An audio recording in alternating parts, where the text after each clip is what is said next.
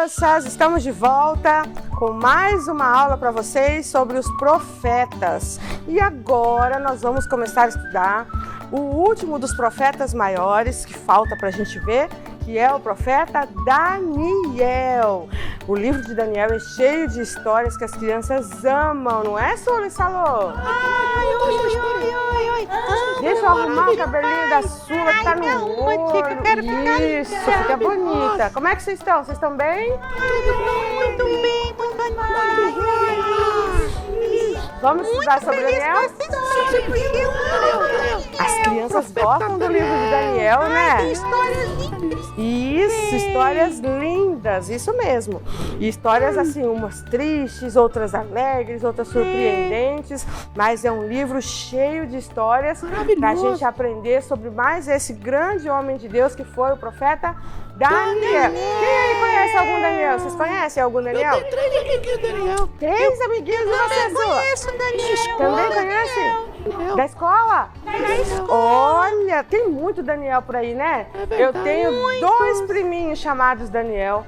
Muito Daniel tem por aí. As pessoas gostam desse nome, né? É um dos nomes mais bonitos. Daniel, que ele é irmão gêmeos de outro chamado Davi e Daniel. Eles são uma Olha, são gêmeos, é mesmo? E eles, os dois têm nomes de grandes homens da Bíblia, né? O rei Davi e o profeta Daniel. Daniel e Davi, acho que são dos 2 nomes mais bonitos e mais usados da Bíblia até hoje, né? É verdade. Vamos estudar então sobre ele? Vamos lá? Começando com a nossa leitura bíblica no livro de Daniel, capítulo 2, versículos 20 a 23. Vamos ler? Vamos lá? Qual é a referência? Quem memorizou? Daniel 2, 20 a 23. Isso, Salô tá bom de memória, né, Salô? Tá comendo bastante peixe, Salô? A mamãe, os avós falam que é bom comer peixe, é bom pra memória, né? Isso, fica com o cérebro bem assim, bom de lembrar as coisas, isso mesmo. Então, olha só, Daniel 2, 20 a 23, disse assim, ó, disse Daniel, seja bendito o nome de Deus de eternidade a eternidade, porque dele é a sabedoria e o poder. É ele quem muda o tempo e as estações, remove reis e estabelece reis. Ele dá sabedoria aos sábios e entendimento aos inteligentes. Ele revela o profundo e o escondido. Conhece o que está em trevas, o que está no escuro, e com ele mora a luz. A ti, ó Deus dos meus pais, eu te rendo graças e te louvo porque me deste sabedoria e poder, e agora me fizeste saber o que te pedimos hoje. Olha só, Daniel estava feliz com alguma revelação de Deus. O que será que Daniel estava falando? Vamos estudar? Vamos lá? Vamos estudar. O livro de Daniel, então, é o último dos profetas maiores que a gente vai estudar, mas ele não é dos maiores, não. Porque a gente viu que Isaías tem 66 capítulos, é bem grandão, né? Isso, Daniel tem 12. Não é tanto assim, mas é um livro repleto de prodígios de Deus feitos através da vida de Daniel. Daniel, através do poder de Deus, as histórias são incríveis. Querem ouvir? Querem? Então vamos lá. Ó, nós vamos começar falando então como foi que Daniel foi parar lá na Babilônia. Vocês sabiam que ele foi para a Babilônia? Ele foi para a Babilônia. Sabe quando que isso aconteceu? Vocês sabem? Ele foi levado cativo. Isso, Salô. Olha só, Daniel e seus amigos estavam lá em Jerusalém, vivendo felizes no país deles, o país é Israel, né? Eles estavam lá, mas as coisas já não estavam boas, estavam difíceis. Muitos profetas tinham previsto que aquele povo ia entrar num castigo longo. Lembra como era o castigo? Quantos anos eram mesmo? Quem lembra? 70 anos. Deus profetizou. Esse povo não quer me ouvir, logo eles vão entrar num castigo de 70 anos. E chegou a hora, Sula. Chegou a hora. Nabucodonosor era o rei mais famoso e poderoso daquela época. invadiu Jerusalém, destruiu o templo. A gente já falou várias vezes dessa destruição do templo, né? Ele destruiu o templo poderoso, lindo, que o rei Salomão, filho do rei Davi, tinha construído. E ele pegou todas as riquezas daquele templo, as coisas, as riquezas e as coisas sagradas do templo, levou para a terra dele e levou também as pessoas cativas. O povo, então, foi levado para o cativeiro lá na Babilônia. Isso. Foi levado como escravo, Como escravo. E eles foram levados para lá, a terra ficou ali destruída, abandonada, e eles foram levados para o grande país, a grande nação. Não sobrou, só ruína. Só ruína, Sula. Botou fogo depois que demoliu e destruiu, ficou assim uma tristeza.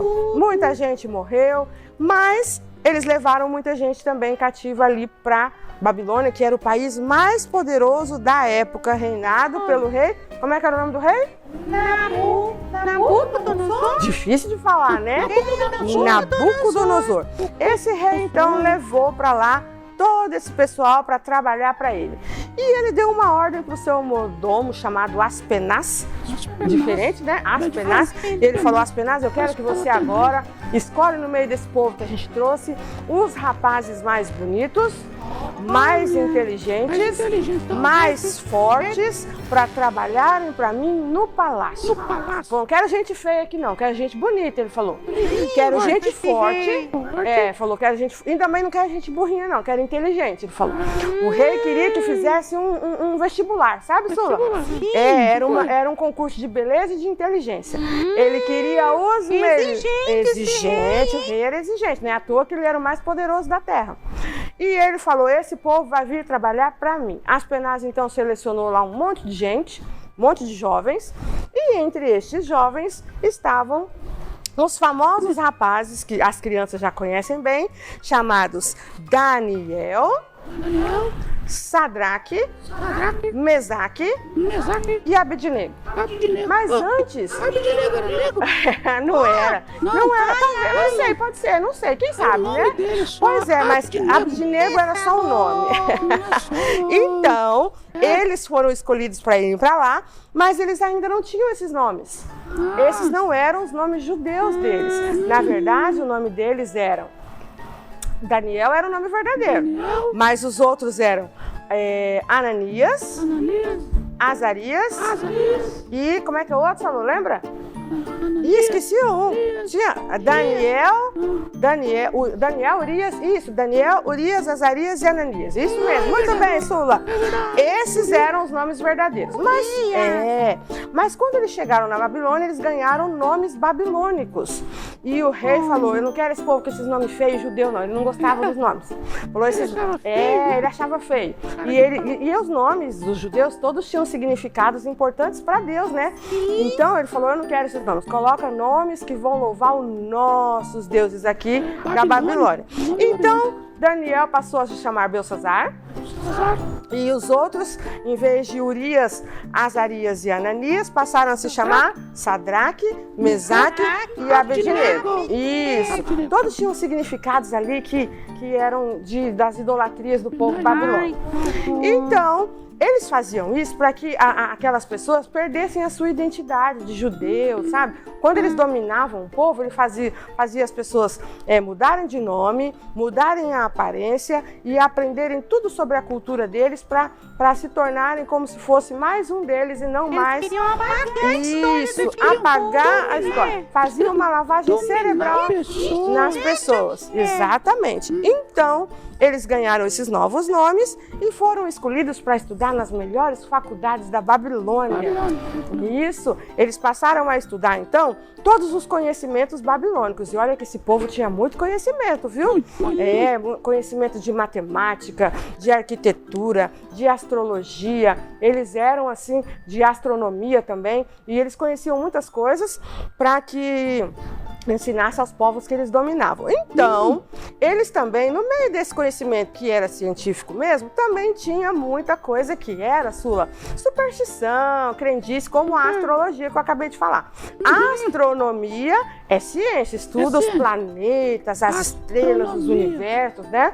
Mas a astrologia é mais uma crendice que acredita que a gente pode ter a nossa personalidade determinada pelo movimento dos astros, das estrelas, e que dá para prever o futuro da gente através do movimento desses corpos celestes.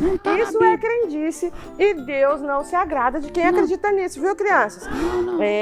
Crianças, papais e mamães que acreditam em signo, em horóscopo, e acham que a gente tem que ficar preocupado em ler lá no jornal e na revista o que vai acontecer no dia da pessoa que é de Áries, da pessoa que é de Peixes.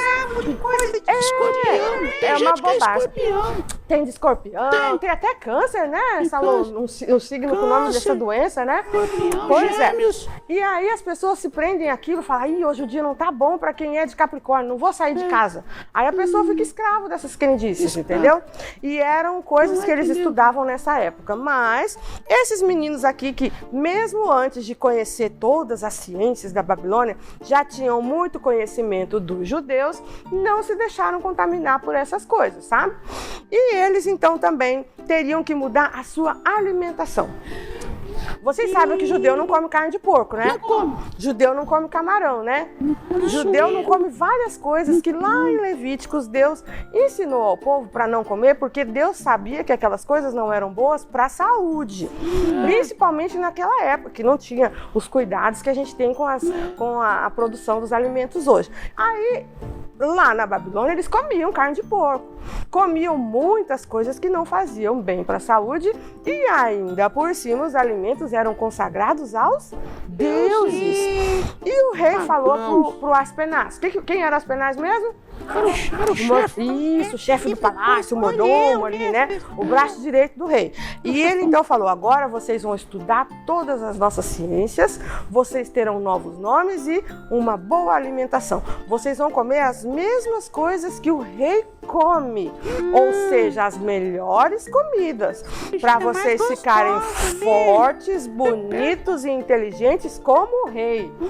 Mas quando eles viram a alimentação do povo ali do palácio, eles pediram para o Aspenaz, faz o seguinte, deixa a gente comer só fruta, verdura, água, que a gente vai ficar bem, não precisa comer essas coisas que vocês comem, não é o nosso costume, né? Aí o mordomo falou, não, se eu fizer isso o rei me mata, vocês vão ficar fraquinhos, comer só fruta e verdura, vão ficar magrinhos, tomar só água, não pode. Aí eles falaram assim, vamos fazer um desafio para você, faz um teste. 10 dias. Se em 10 dias a gente comendo só essas coisas ficar mais fraco, ficar doente, a gente te obedece. Mas se em 10 dias você vê que a gente está mais saudável que os outros que vão comer tudo isso, aí você deixa a gente comer isso que estamos pedindo. O Aspenaz aceitou o desafio, Sula. E eles então não comeram os manjares do rei. Aquele monte de gostosura, de guloseima, de comida mais calórica e ainda por cima consagrada aos deuses, sabe? Eles comeram só frutas, verduras, muita coisa saudável e só bebiam água. Que nem hoje em dia tem gente que prefere não tomar refrigerante, não prefere não tomar café, essas coisas que são muito fortes e fazem mal, né? Tem gente que não toma leite de vaca, que também faz mal um pouco, né? E escolhe comer só mais as coisas saudáveis. Hoje em dia tem muita gente que tem essas escolhas também, mas tem gente que só quer comer chocolate, fritura, o que mais? Que mais? Fast food, né? Essas comidas mais gorduras, muito doce, muito açúcar. Quem será que fica mais saudável, bonito e inteligente? Quem come só as coisas mais saudáveis criadas por Deus? Ou esses montes de coisas aí cheias de açúcar, de gordura? Quem fica melhor, Salô? Quem fica? Come as coisas saudáveis. E foi o que aconteceu com os meninos. O Aspenaz ficou impressionado. Falou, não é que esses meninos estão mais fortes, mais bonito, a pele tá linda, o cabelo, tão forte, cheio de energia, ficaram sarados, cheios de disposição. Então tá bom, vocês podem comer só as suas coisas saudáveis. E assim eles seguiram. E eles foram ficando, Sula, cada vez mais inteligentes, mais que os outros, sabe? Mais fortes, mais inteligentes. E chegou um dia, Sula, que aconteceu algo muito curioso. O Nabucodonosor, certo dia, teve um sonho. Um sonho muito assustador. Quem já teve pesadelo aí? Já tiveram, crianças, pesadelo aí em casa? Já teve, Sula? Ele teve um sonho com uma estátua gigantesca. A estátua era muito grande, muito feia, esquisita e assustadora. E essa estátua deixou o Nabucodonosor meio assustado. Ele acordou impressionado com aquilo e queria saber qual era o significado. Significa o sonho. Isso. Só que aí, quando ele acordou, assustado, ele esqueceu o sonho. Ele falou, ué, acordei assustado, mas agora não consigo lembrar o sonho para alguém me explicar o que aconteceu. E aí ele chamou todos os sábios do reino.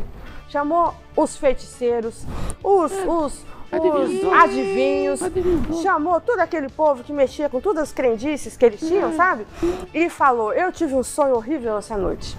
Preciso do significado. E todo mundo, conta aí, né, majestade, qual foi o sonho? Ele falou, essa é a pior parte, eu não lembro.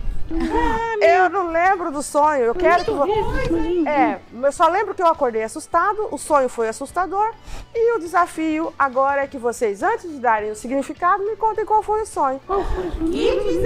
Impossível, né, Sula? O povo todo se tremeu, falou, e agora? Se ele contasse o sonho, a gente podia inventar um significado, né? Mas a gente não sabe nem o que foi que ele sonhou. E aí, alguns tentaram, outros nem tentaram, e sabe o que o rei fez?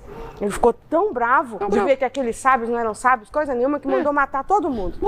Matou. Falou, mata todo esse povo que de sábio eles não têm nada. Matem todos os sábios do reino. E aí os soldados saíram à procura de todos, até aqueles que não tinham vindo, inclusive esses meninos aqui, agora eles eram sábios do reino também.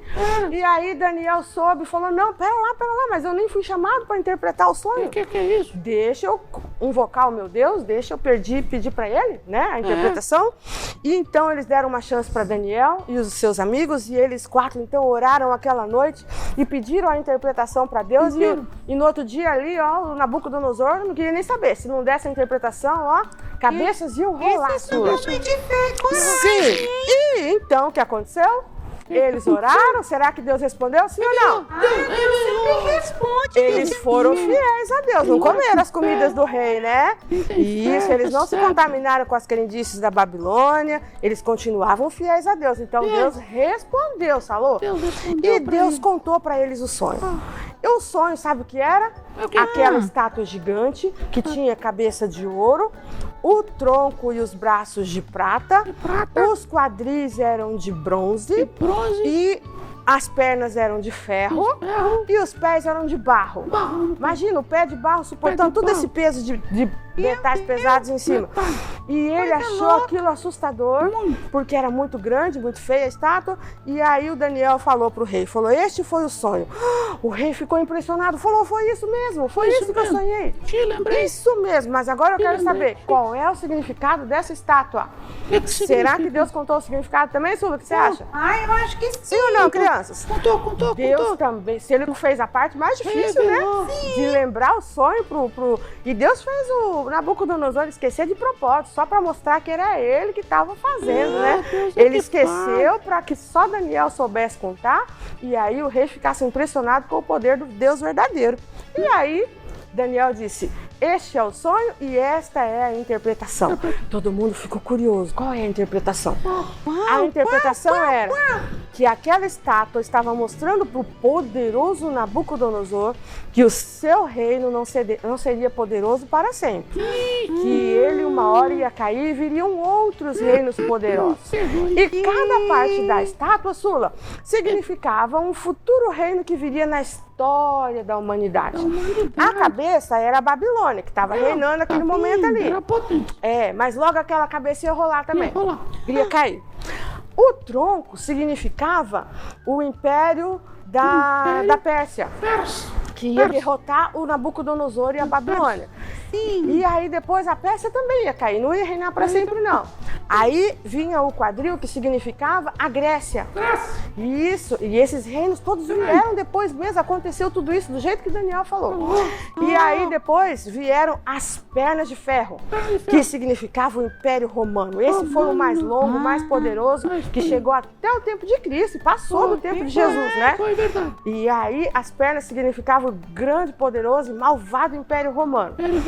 E aí lá embaixo os pezinhos de barro ali ia significar um bem mais perto de nós ali da Europa, que foi poderosa por um tempo e agora a Europa também está, caída, né? Então todos esses reinos caíram. E depois na visão, no sonho, né, que o Nabucodonosor teve, uma pedra rolou e despedaçou essa estátua poderosa. Tudo, tia Michele. Virou pedacinho, e ela era de metal, né? De ouro, prata, bronze, ferro, só o pezinho era de barro. Mas aí essa pedra destruiu a estátua e isso assustou Nabucodonosor. E essa pedra tinha um significado lindo. Essa pedra era Jesus. Já pensou?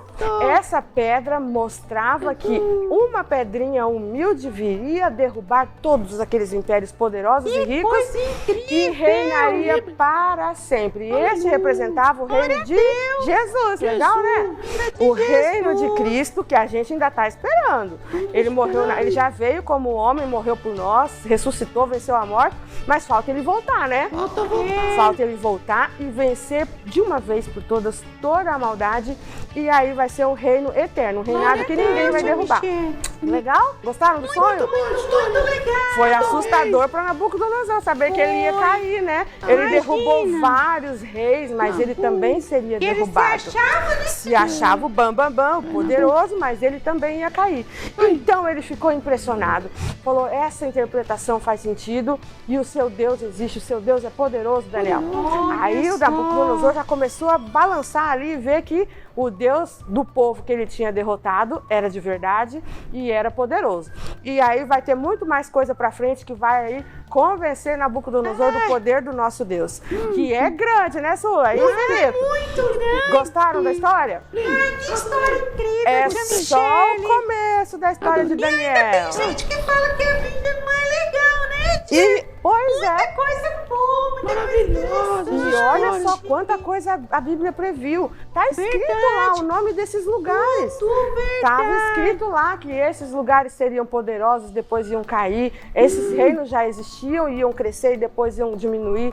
Do jeito que Daniel previu, aconteceu direitinho. Então tem gente que ainda duvida. Não é? Não tem como duvidar, né, crianças?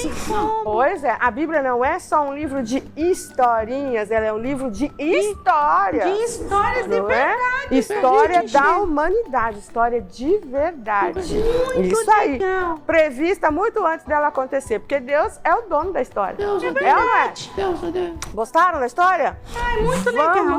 Vamos então orar? Vamos lá? vamos orar. Semana que vem a gente continua então estudando Daniel, porque ainda tem muita coisa que vai acontecer. Toda pra ouvir novas histórias. Isso aí, Daniel e seus amigos ainda terão muitas aventuras pela frente e a gente vai ver o que vai acontecer com esse poderoso. Aí, criançada. Isso, quem quer saber como vai acontecer? O que vai acontecer com Nabucodonosor? Ai, que será? Aguardem os próximos capítulos. Vamos orar? Vamos lá? Vamos. Querido Deus, nós te agradecemos por mais essa aula para os nossos pequeninos, que eles possam ter aprendido mais um pouco da tua palavra, do teu poder, de como o Senhor é poderoso e tem o controle de todas as coisas nas suas mãos. Desde a nossa pequena história até toda a história da humanidade, de todas as pessoas que já existiram, que existem agora e que ainda vão existir no futuro. O Senhor é o dono do tempo, do passado, do presente e do futuro. O Senhor tem todas as coisas nas suas mãos e no seu controle. Que as crianças possam aprender isso desde pequenininhos e entregarem as suas vidas, as suas histórias nas mãos do Senhor, que é o Todo-Poderoso.